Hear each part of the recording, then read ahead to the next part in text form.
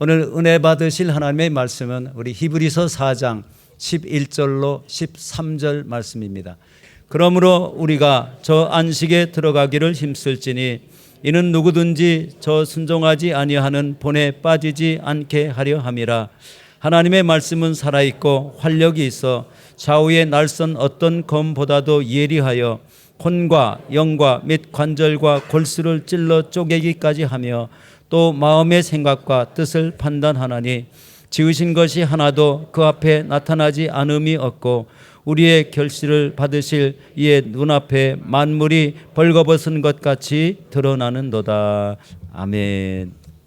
오늘 저는 히브리서 4장 11절로 13절 말씀을 통해서 하나님의 말씀은 살아있고 활력이 있어 라는 제목으로 함께 은혜를 나누고자 합니다.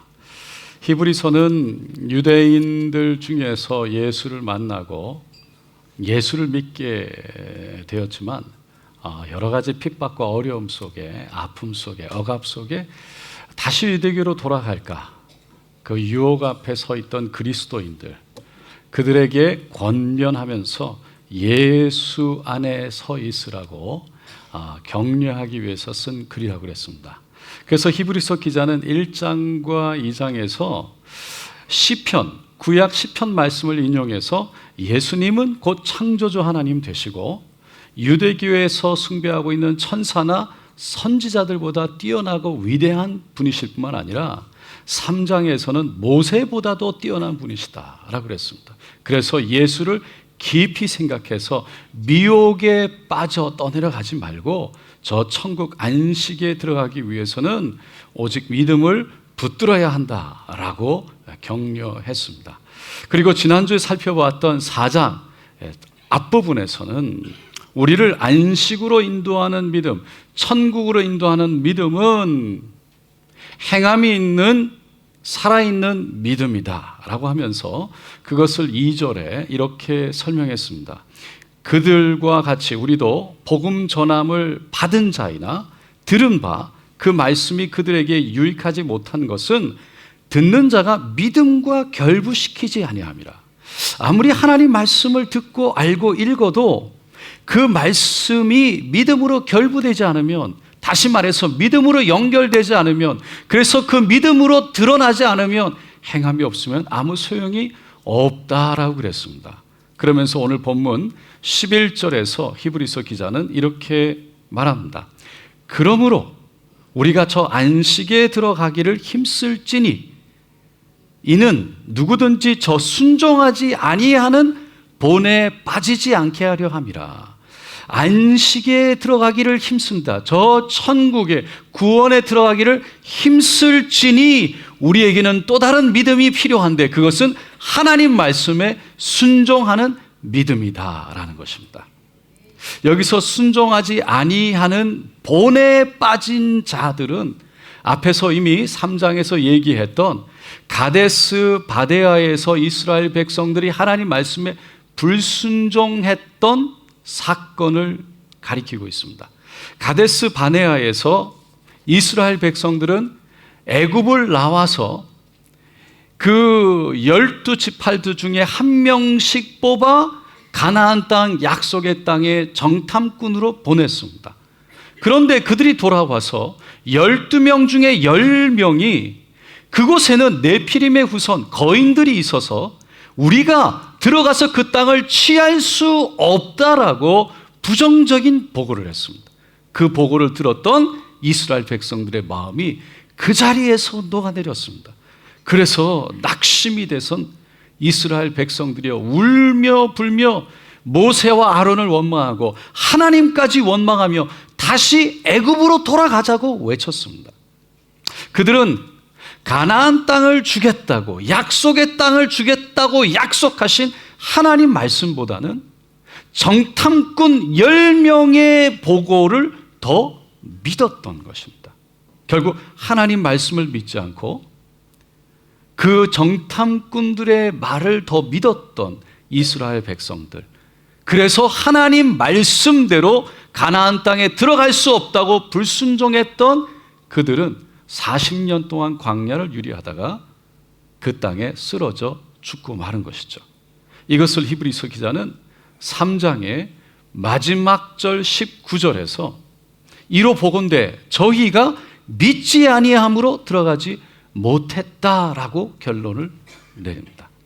그래서 히브리서 기자는 오늘 본문 11절에 다시 한번 그 일을 상기시키면서 이스라엘 백성들이 하나님의 말씀을 순종하는 믿음이 없어서 가나안 땅에 들어가지 못했던 그 본을, example을 따라가지 말자고 권면한 겁니다. 그러면서 우리가 순종해야 될 그 하나님의 말씀은 어떤 말씀인지에 대해서 이렇게 그 다음 절에 설명하고 있습니다. 12절, 13절 다 같이 다시 한번 읽겠습니다.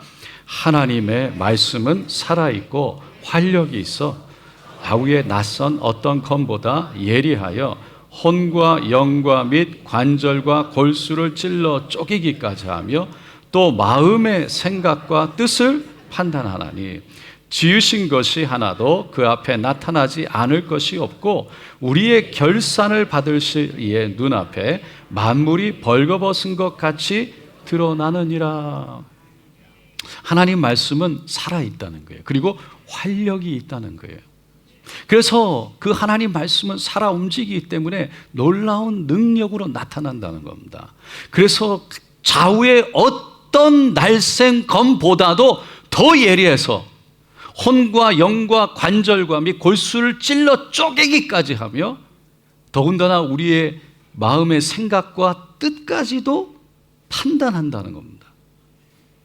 그래서 말씀 앞에서는 어느 누구도 하나님 앞에 벌거벗은 것 같아서 자신의 숨겨져 있는 죄악들 그 어떤 것도 감출 수가 없다는 거예요. 마지막 날 하나님 앞에 설 때에 우리는 다 주님 앞에 드러나 보여지게 될 거랍니다. 여러분, 우리가 가지고 있는 이 성경은 하나님 말씀인 줄로 믿습니다. 이 성경은 그래서 그냥 평범한 책이 아니라는 것입니다. 인간의 모든 근본적인 문제를 지적하고요, 해결할 수 있을 뿐만 아니라 우리 안에 있는 문제를 근본적으로 파헤쳐서 드러나게 해서 그것을 수술하고 해결할 수 있는 능력이 있는 말씀입니다. 사람이 어디서부터 와서 어디로 가고 있고 왜 태어났고 왜 이 땅에 살며 우리는 무엇을 어떻게 살아야 하는지를 알려주고 있는 말씀, 과거와 현재와 미래의 모든 지혜를, 모든 말씀, 모든 길을, 그리고 모든 숨겨진 지혜들을 드러낼 뿐만 아니라 우리가 여전히 가야 할 그 길을 어떻게 가야 할지 그 모든 필요한 도움을 기록해 놓은 책인 것입니다. 그래서 성경은 인간의 우리의 말로 표현되어진 문자로 기록된 하나님의 말씀입니다. 그래서 우리가 잘 알다시피 성경은 이 세상에 그 어떤 책보다 가장 많이 팔린 책입니다. 뿐만 아니라 동시에 집에만 모셔다 놓고 읽지 않는 책으로도 아주 유명합니다. 기독교 설문조사 기관 Lifeway Research 기관에서 1000명의 캐나다 사람들을 설문조사했어요. 그 성도들을 설문조사했을 때 대부분의 사람들이 자신의 삶이 하나님께 영광이 되기를 원한다라고 고백했습니다. 그런데 그들은 성경을 매일 읽는 사람이 불과 11%밖에 되지 않았다라고 리서치에서 조사기관에서 발표했습니다. 어느 보수적인 목사님이 다른 목사님들과 성경에 대해서 얘기하고 있었습니다. 성경은 하나님의 영감으로 기록된 말씀입니다. 그런데 그 옆에 함께 있던 아주 진보적인 성향이 강했던 목사님이 지금 성경에 대해서 말씀하시는 겁니까? 성경은 그대로 믿으면 큰일 납니다. 이 진보적인 성격을 갖고 있는 목사님이라 다들 놀랐습니다. 그래서 도대체 무슨 말을 하는 거냐고 따져 물었더니 이 목사님이 우리 교회에 와보십시오. 성경을 그대로 믿어서 큰일을 낸 사람들이 얼마나 많은지 모릅니다. 하나님의 성경을 그대로 믿고 행한 사람들은 하나님의 역사를 경험하게 됩니다. 여러분, 성경을 하나님 말씀으로 받아들일 때 그 말씀이 살아서 역사할 줄로 믿습니다. 그럴 수밖에 없는 이유를 오늘 본문은 크게 두 가지로 얘기하고 있습니다. 첫째로, 하나님의 말씀은 살아있는 말씀이기 때문이라는 겁니다. 하나님의 말씀이 살아있는 이유는 하나님이 살아계시기 때문입니다. 말씀이 살아있다는 건 말씀이 역사하기 때문에 말씀을 들으면 믿음이 생깁니다. 그리고 그 믿음이 우리 안에서 할 수 없다는 생각들을 부셔놓고 할 수 있다는 생각으로 바꿉니다. 하나님이 믿어지는 것입니다. 나는 할 수 없어도 내 안에 계신 하나님이 하실 수 있다고 고백되어지는 것입니다. 그래서 낙심과 절망에 빠져 있을 때에도 나는 아무것도 할 수 없을 것 같은 꽉 막힌 곳에서도 하나님이 길을 내시고 하늘이 뚫려 있다는 믿음이 우리 안에서 일어나기 때문에 다시 도전할 용기를 갖고 일어날 수 있게 되는 것입니다. 가이드 포스트지에 실린 실화입니다. 미국의 플로리다 주에 허리케인이 심하게 불어왔습니다. 그 호수 제방을 묶고 있던 그 곳이 터져서 무너지면서 호수물이 밀물듯이 홍수가 돼서 넘쳐 흘렀습니다. 그러니까 집들을 덮쳐가지고 침수시킨 겁니다. 그 어느 가정이 도망을 가다가 결국은 나무 위로 올라가게 되었는데 비가 그치지를 않고 막 홍수의 물이 불어납니다. 절대절명의 순간 아내가 남편의 손을 꼭 잡고, 여보, 이제는 정말 힘들 것 같은데 하지만 우리는 어떻게 해서라도 살아야 해요 라고 간절하게 외쳤어요. 그때 그 말을 들은 남편이 하나님께 기도했습니다. 그런데 하나님의 말씀이 생각이 나는 거예요. 이사야 41장 10절 말씀, 두려워 말라, 내가 너와 함께하리라. 놀라지 마라, 나는 내 하나님이 됨이니라. 내가 너를 굳세게 하리라. 참으로 너를 도와주리라. 나의 의로운 오른손으로 내가 너를 붙들리라. 이 말씀이 기억이 나는데 말씀을 붙들고 기도를 하는 거예요. 근데 여전히 물은 차오릅니다. 여전히 비는 내리고 있습니다. 정말 어떻게 해야 될지 모르는 상황 가운데 마음속에서 그 말씀을 붙들고 찬양이 터져 나왔어요. 너 근심 걱정 말아라, 주 너를 지키리. 주 날개 밑에 거하라, 주 너를 지키리. 주 너를 지키리. 아무 때나 어디서나 주 너를 지키리. 늘 지켜주시리. 근데 이상하게 그 찬양을 하는데 마음 깊은 곳에서부터 알 수 없는 이 믿음이 솟구쳐 오르는 겁니다. 뜨거운 하나님에 대한 믿음이 눈물이 돼서 터져 나왔습니다. 하나님 신뢰합니다. 하나님을 믿습니다. 하나님 감사합니다. 그러는데 바로 그때에 호수 제방에 묶어 놓았던 이 조그만 배가 그 물에 실려가지고 밀려서 풀려 옆을 지나가는 겁니다. 결국 그 보트에 몸을 싣고 가족이 거기서 구조되어 살아나왔다는 겁니다. 나중에 그 사람이 말하기를, 내가 보트를 발견했기 때문에 그때 마음의 평안을 얻었던 것이 아니라 하나님 말씀 때문에 평안을 얻었고 하나님을 찬양할 때 내 안에 알 수 없는 힘이 일어났습니다 라고 그래요. 여러분, 다윗이 하나님의 마음에 합한 자가 될 수 있었던 것은 어려움이 있을 때마다 하나님의 말씀을 기억하고 찬양했기 때문입니다.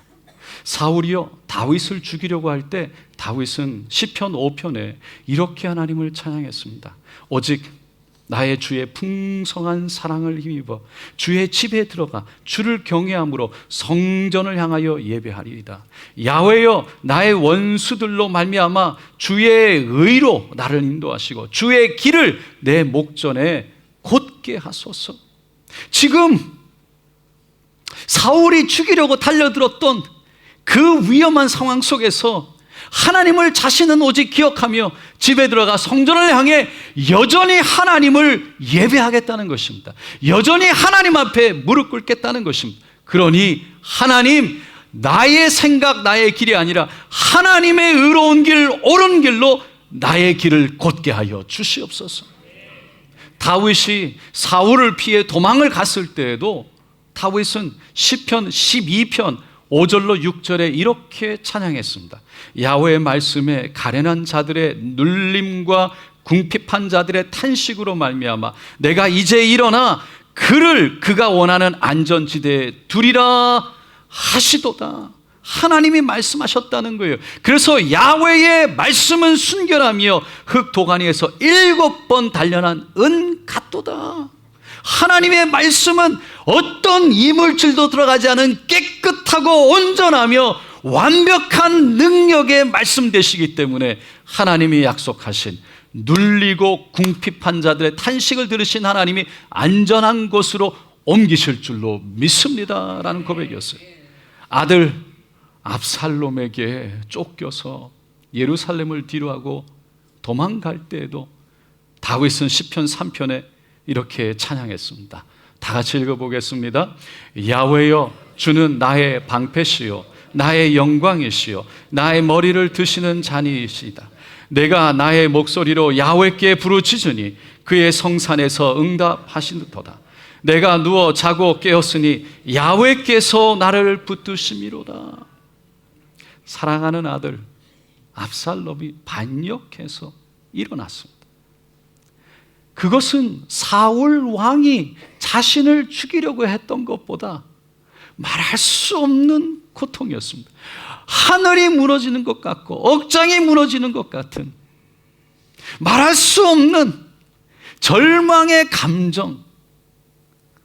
그럼 어떻게 표현할 수 있겠습니까? 이건 자신이 죽고 사는 문제가 중요한 것이 아니라 사랑하는 아들에 대한 걱정과 함께 어떻게 저 아들이 이렇게까지 예루살렘을 점령하고 자신의 부하들을 따돌려서 자신을 죽이려고까지 할까?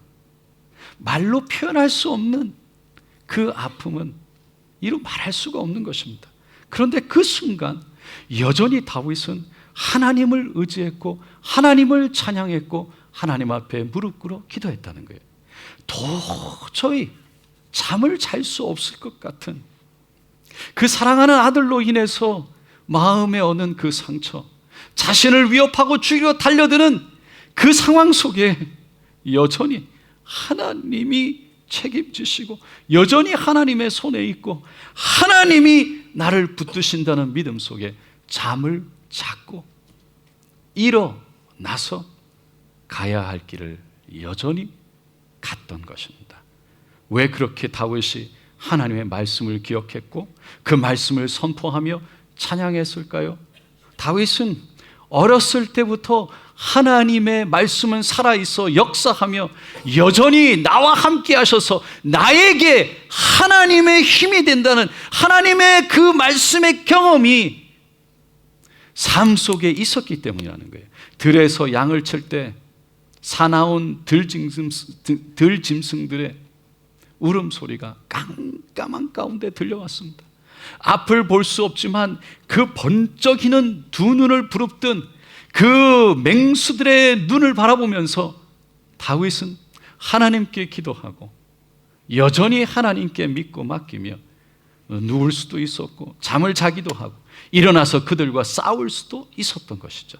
그래서 그때 자신을 지켜주시고 자신과 함께 하시며 지혜와 함께 능력을 주셨던 하나님을 경험하면서 그 하나님을 온전히 신뢰하는 경험을 했던 것입니다. 오늘 본문 12절을 다시 보면 하나님의 말씀은 살아있고 활력이 있어 좌우에 날선 어떤 검보다 예리하여 혼과 영과 및 관절과 골수를 찔러 쪼개기까지 하며 마음의 생각과 뜻을 판단하나니라고 그랬습니다. 이 판단한다는 것은 그 전 말씀을 보면 감찰한다고 되어 있어요. 이 뜻은 돌봐준다는 거예요. 지도한다는 거예요. 인도한다는 것입니다. 그러니까 우리가 성경 말씀을 마음에 품고 있으면 성령이 우리의 마음에 오셔서 그 말씀이 말씀되게 하여 주시고 그 말씀이 능력되게 하셔서 결국은 그 말씀을 통해 우리를 도와주시고 인도하시고 지켜주신다는 것입니다. 어떤 집사님이 병으로 인해서 수술을 받아야만 했습니다. 수술실에 들어가기 전에 대기실에 앉아야 누워 있는데 하늘을 보면서 내가 어떻게 여기까지 왔나? 왜 나에게 이런 일이 생겼나? 그러면서 한숨을 쉬는데 갑자기 혹시라도 수술이 잘못되면 어떡하지? 막 두려움이 엄습해 오기 시작. 집사님이 눈을 감았습니다. 하나님, 이 수술은 제가 죽고 사는 생명이 달려있는 수술입니다. 제 마음이 너무나 무겁고 불안합니다. 간절히 기도하는데 하나님의 말씀이 생각이 났습니다. 하나님을 사랑하는 자, 곧 그 뜻대로 부르심을 입은 자들에게는 모든 것이 합력하여 선을 이루느니라. 우리가 너무나도 잘 아는 로마서 8장 28절 말씀입니다. 그 말씀이 마음으로 믿어지는 겁니다. 하나님을 사랑하는 자, 곧 그 뜻대로 부르심을 입은 자들, 하나님께서는 합력하여 가장 좋은 것으로 인도하실 줄로 믿습니다. 그것이 믿어지니까 마음의 평안이 가득 채워지는 것을 경험했다는 것입니다. 여러분, 하나님 말씀은 살아있는 줄로 믿습니다. 왜냐하면 하나님이 살아계시기 때문입니다. 이 살아서 역사하신 말씀을 붙잡고 오늘도 일어나게 되시기를 예수님의 이름으로 축원드립니다. 둘째로, 하나님의 말씀은 활력이 있는 말씀이기 때문입니다. 활력이 있다는 건 생명력이 있다는 것입니다. 생명력이 있다는 건 우리를 회개케 하고 우리를 구원하는 힘이 있다는 겁니다. 그래서 말씀을 들으면 우리의 마음을 찔러 쪼개서 결국은 회개케 하고, 그리고 우리를 변화시키는 놀라운 힘이 있다는 거예요. 오순절날 베드로가 성령에 충만해서 많은 제자들이 그 성령에 취해 술 취한 것처럼 되니까 수많은 다른 사람들이 쳐다보고 손가락질하며 대낮에 술 취했다고 조롱했습니다. 그때 베드로가 일어나서 하나님의 말씀, 요엘서를 외쳤어요. 하나님이 말씀하시기를 말세에 내가 내 영을 모든 육체에 부어주리니 너희의 자녀들은 예언할 것이요 너희의 젊은이들은 환상을 보고 너희의 늙은이들은 꿈을 꾸리라. 그 말씀을 말씀을 선악 편포하고 21절 마지막에 누구든지 주의 이름을 부르는 자는 구원을 받으리라. 그리고는 34절 35절에 예수님이 주님이시라는 것을 이렇게 선포합니다. 다윗은 하늘에 올라가지 못하였으나 친히 말하여 이르기를 주께서 내 주에게 말씀하시기를, 하나님이 내 주 예수에게 말씀하시기를 내가 내 원수 내 발등상이 되게 하기까지 너는 내 우편에 앉아 있으라 하셨도다 하였으니, 그런즉 이스라엘 온 집은 확실히 알지니 너희가 십자가에 못 박으니 예수를 하나님이 주와 그리스도가 되게 하셨느니라. 그 말씀을 들은 수많은 사람들이 마음에 찔려 베드로와 사도들 앞에 엎드려져 고꾸라져 우리가 어찌할꼬 라고 외치기 시작했습니다. 여러분, 하나님의 말씀은 살아있어서 말씀을 들은 사람들의 마음을 변화시키는 놀라운 생명력이 있는 줄로 믿습니다. 재판을 할 때 늘 성경책을 옆에 두고 재판을 하는 김흥서 판사라는 분이 있었습니다. 이분이 한 번은 이혼 법정에 서게 됐는데 이 가정이 장롱을 어디에 둘까 하는 문제로 싸우다가 이혼 법정까지 온 부부입니다. 김흥서 판사가 함께 온 어린 아이들을 바라보면서 너는 아빠와 엄마 중에 누구하고 살고 싶으냐? 라고 물었어요. 이 아이가 울면서 아빠랑 엄마랑 같이 살고 싶어요. 김 판사가, 이 판사가 재판을 한 달 뒤로 미루고는 자신의 성경책 고린도전서 13장 사랑장, 사랑은 이라고 시작되는 4절로 7절 말씀을 보여주면서 이 말씀을 100번 이상 읽고 올 것을 명령합니다. 그리고는 재판을 끝낸 거예요. 한 달이 지났습니다. 그리고 그 부부가 다시 왔습니다. 근데 그 부부가 말씀을 읽다가 변화가 됐다는 거예요. 너무나 사소한 문제에 의미 없는 고집을 부리다가 서로 싸웠던 것을 깨닫게 되고 서로 사과하게 되었다는 거예요. 여러분, 사람이 잔소리를 한다고 변할까요? 명령하고 훈계한다고 변할까요? 정말 잔소리하고 훈계한다고 변화된다면 이 세상에 변화되지 않았었을 사람이 아무도 없을 겁니다. 순간 행동을 변화시킬 수는 있을지 몰라도 사람의 깊은 내면의 세계는 결코 변화시킬 수가 없는 것입니다. 그러나 하나님의 말씀이 우리 마음에 심기게 되면 영혼을 변화시키는 줄로 믿습니다.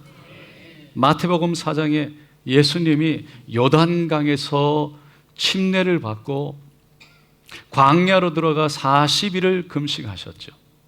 그때 마귀가 나타나서 예수님을 시험했습니다.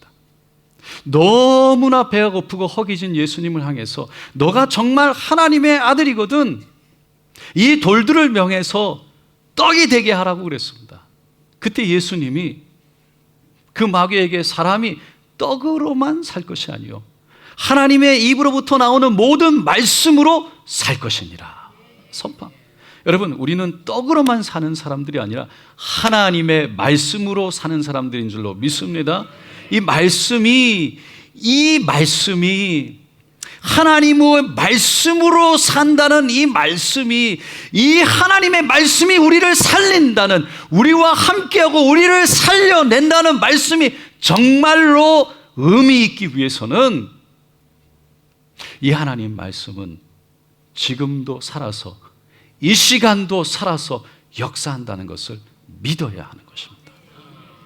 지난 베델 금요 기도회 때 요한복음 11장에 나오는 나사로의 이야기를 함께 살펴봤습니다. 예수님이 나사로가 죽었다는 이야기를 듣고 곧장 베다니로 오지 않았어요. 이틀을 더 머물렀습니다. 그리고 나사로가 죽은 지 나흘 만에 베다니로 왔습니다. 나사로의 집에 갔을 때 나사로의 여동생 마르다가 예수님께 뛰어와서 이렇게 말합니다. 예수님, 주께서 여기 계셨더라면 내 오라버니가 죽지 않았을 것입니다. 마르다의 마음에 서운한 마음이 있었습니다.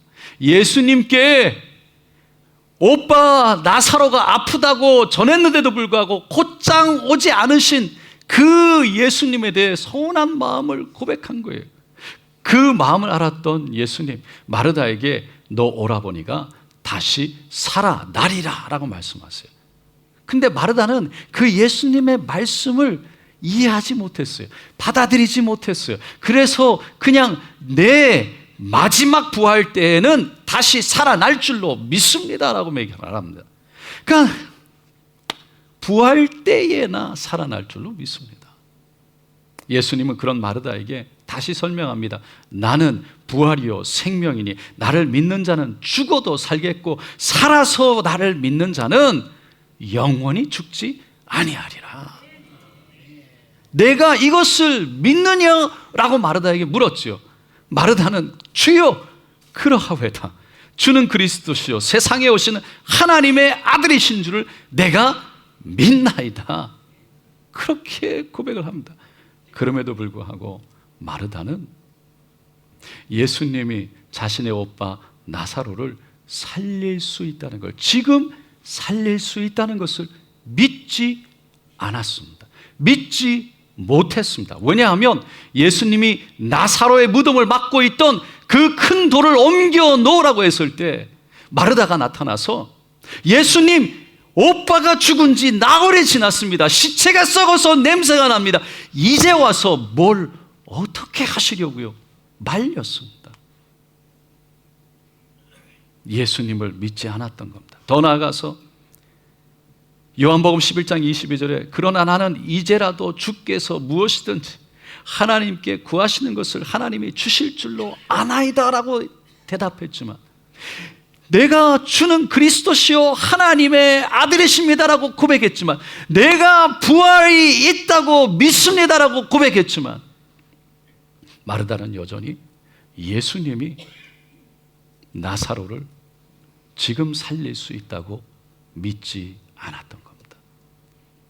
사랑하는 성도 여러분, 우리는 어떻습니까? 여러분은 이 성경이 하나님의 말씀이라는 것을 믿습니까? 이 하나님의 말씀은 살아있고 활력이 있어서 능력의 말씀이라는 것을 믿습니까?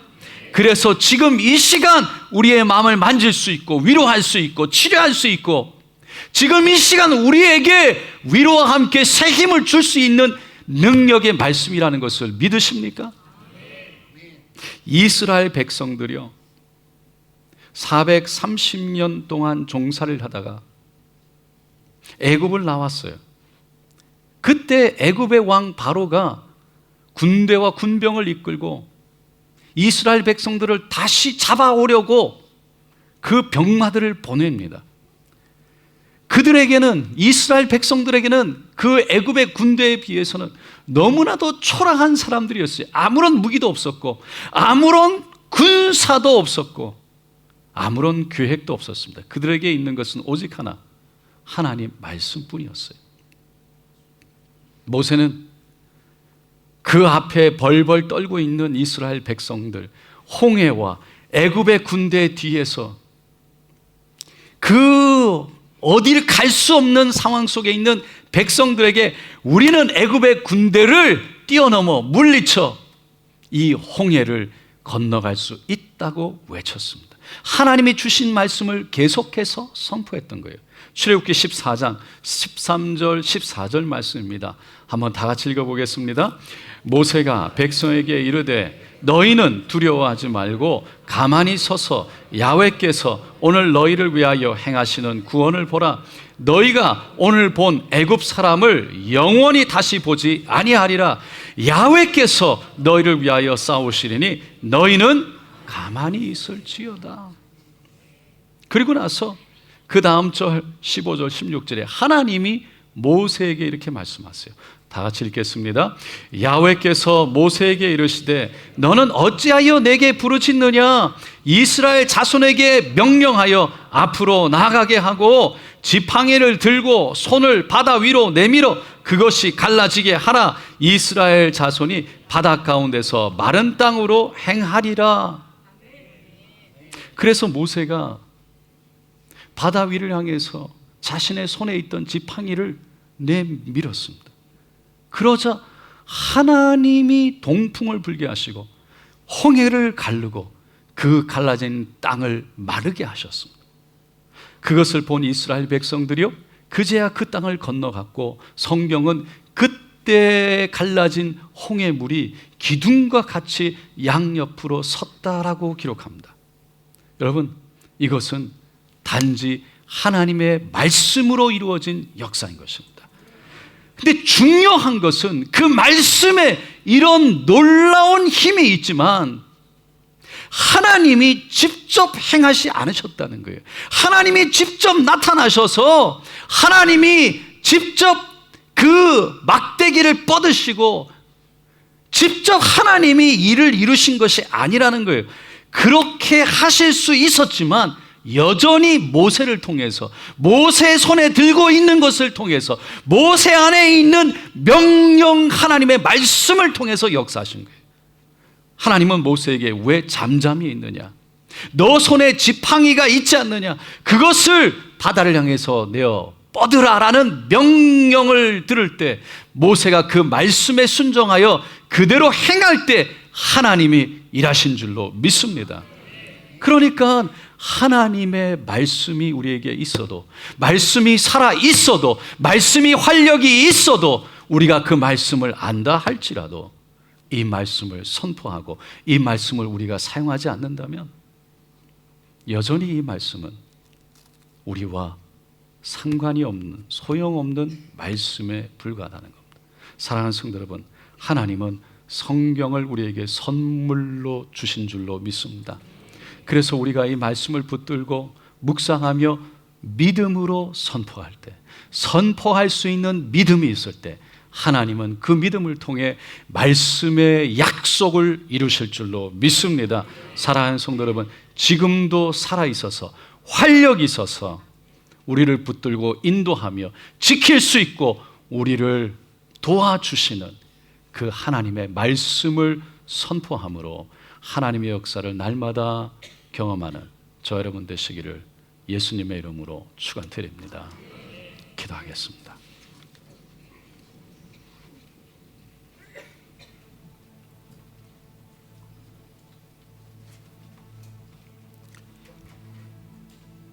우리가 하나님이 살아계시다고 고백합니다.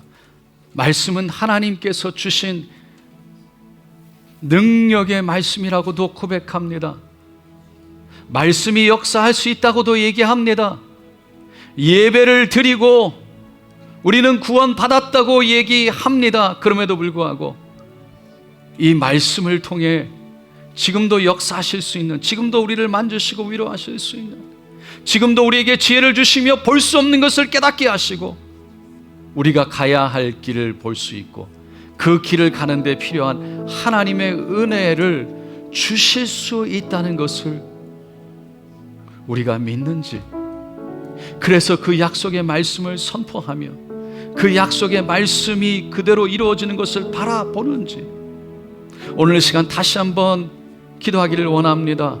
우리의 마음을 내어놓기를 원합니다. 여러분, 이 말씀이 우리의 마음, 우리의 생각, 우리의 뜻을 찔러 쪼개어 판단하게 되는 것입니다. 그래서 우리가 그 말씀 앞에 오늘 이 시간 쓰게 되면 우리가 감출 수가 없습니다. 하나님 앞에 드러날 수밖에 없습니다. 우리의 마음에 말씀이 어떤 말씀인지, 말씀은 우리에게 어떤 말씀인지 오늘 이 시간 고백되어지고 겸손히 하나님 앞에 고백하고 내려놓고 그 말씀 붙들기를 원한다고 우리 입술로 고백하며 말씀을 통해 살아계신 하나님 주여 날마다 경험되어지기를 원한다고 오늘 이 시간 믿음으로 고백될 때 하나님이 우리를 도우시고 인도하여 주실 줄로 믿습니다. 주여, 우리 간절히 세 번 부르짖고 그 믿음으로 나아가겠습니다. 주여, 주여, 주여. 할렐루야, 할렐루야, 할렐루야. 하나님 간절히 기도합니다. 주여, 하나님을 믿는다고 하면서도 우리에게 주신 하나님의 말씀, 하나님의 능력, 살아있는 이 말씀, 주여, 이 땅에 하나님 말씀이 육체가 되어 육신으로 오신 예수, 주여, 그 예수를 모셔드리지 않았는지, 그 예수를 인정하진 않았는지, 그 말씀의 능력을 인정하진 않았는지, 주여, 때로는 낙심되어지고 때로는 절망 가운데 있고 때로는 마음이 우울하지만 주여, 그 말씀을 선포하며 그 말씀의 약속을 붙들고 기도할 수 없었던 우리들, 주여, 오늘 이 시간 주님 앞에 내어놓습니다. 주여, 우리의 발가벗겨진 우리 있는 모습 그대로 우리 안에 있는 주여 주님 앞에 내어놓습니다. 예수의 보혈로 덮어주시고 주님 우리의 마음을 치료하여 주시고 그 말씀의 능력이 우리 안에서 성령으로 묵상되어지며 드러나고 나타나는 하나님의 역사가 되게 하여 주시옵소서. 주여, 경험되어지길 살아계신 하나님, 할렐루야, 를 내려주시옵소서. 주여, 도와주시옵소서. 오, 할렐루야, 할렐루야, 할렐루야, 할렐루야. 주님을 찬양합니다. 주님, 역사하여 주시옵소서. 우리의 마음을 붙들어 주시옵소서. 말씀의 능력을, 말씀을 선포하며 하나님 말씀의 은혜를 경험하게 하소서. 할렐루야, 할렐루야, 할렐루야. 주님 찬양합니다. 오늘 이 시간 다시 한번 하나님의 말씀, 살아있고 활력 있는 말씀, 우리를 발가벗겨 판단함으로 올바른 길로 인도하시는 말씀, 오늘 이 시간 그 말씀을 말씀으로 주님 인정하고 모셔드립니다. 말씀을 읽는 것이 아닌 말씀을 대하게 하여 주셔서 그 말씀을 선포하며 그 말씀의 능력을 믿고 사용하게 하여 주시옵소서. 이미 우리에게 주신 하나님의 선물 우리 안에 있사오니 주여, 그 말씀을 꺼내 선포하고 사용할 수 있는 지혜와 믿음을 주시옵소서. 오늘 이 시간 그렇게 고백하시는 분 손을 가슴에 얹어주시고 믿음으로 아픈 곳에 손을 얹고 우리 함께 기도하겠습니다. 하나님, 다시 한번 주님 앞에 우리 안에 감출 수 없는 우리의 모습들 그대로 드러나 겸손히 무릎 꿇고 하나님의 인자하심을 구합니다. 하나님, 믿음 없음을 고백합니다. 성령으로 임재하여 주셔서 주님 하늘의 믿음을 더하여 주시옵시고 말씀이 말씀되게 하셔서 그 말씀을 선포하고 그 말씀을 믿고 의지하며 그 말씀이 나를 인도할 수 있도록 말씀을 통해 승리하며 살아계신 하나님을 경험하도록 주님 우리를 붙들어 주시옵소서. 그 믿음으로 손을 가슴에 얹었습니다.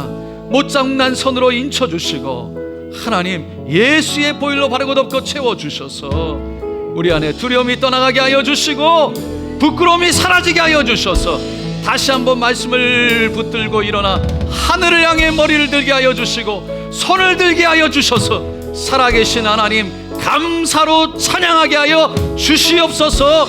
예수의 이름으로 명하노라. 이 시간 우리의 마음 가운데 우리의 생각과 눈과 귀 가운데 살아계신 하나님의 말씀을 보고 듣지 못하게 하는 것들아, 그 말씀을 선포하며 말씀을 믿고 의지하지 못하게 하는 것들아 떠나갈지어다. 예수의 이름으로 명하노라. 우리의 눈과 귀를 막아서 말씀이 말씀되지 못하게 해서 말씀을 사용할 수 없는, 말씀을 사용하지 못하게 하는 모든 거짓말로 주저앉고 스스로 거짓말 속에 스스로 내 안에 갇히게 하는 것들아 떠나갈지어다. 사라질지어다. 예수의 보혈로 바르고 덮고 채우노라. 믿음으로 손을 얹은 그 질병과 그 아픔과 그 고통 속에 이 시간 모든 얼음의 세력들은, 모든 질병들은 떠나갈지어다. 깨끗하여질지어다. 치료될지어다. 강건할지어다. 일어날지어다. 온전하여질지어다. 예수의 보혈로 바르고 덮고 채우노라. 이 시간 치료되어지고 일어날지어다. 예수님 채찍에 맞음으로 우리가 남을 입었다고 하셨사오니 이 시간 치료받은 줄로 믿습니다. 믿는 자에게 이와 같은 표적이 따른다고 하셨사오니 믿음으로 손을 얹은 모두에게 하나님의 표적이 일어나게 하여 주셔서 하나님께 영광되게 하여 주시옵소서. 하나님을 경외하는 자 의로운 해가 떠올라서 하나님의 치유의 광선이 바란다고 하셨사오니 오늘 이 시간 모든 암세포가 떠나가게 하여 주시옵시고 오늘 이 시간 모든 질병이 떠나가게 하여 주시옵시고 살아계신 하나님의 이름이 드러나게 하여 주시옵소서. 주님, 오늘 이 말씀을 붙잡고 믿음으로 선포합니다. 믿음으로 손을 얹습니다. 주여, 우리를 긍휼히 여겨 주시옵시고 주님 역사하여 주시옵소서. 오늘도 역사하시고 치료하신 분은 오직 하나님이시니 주님 홀로 영광 받으시옵소서. 감사드리며 예수님의 이름으로 기도드리옵나이다. 아멘.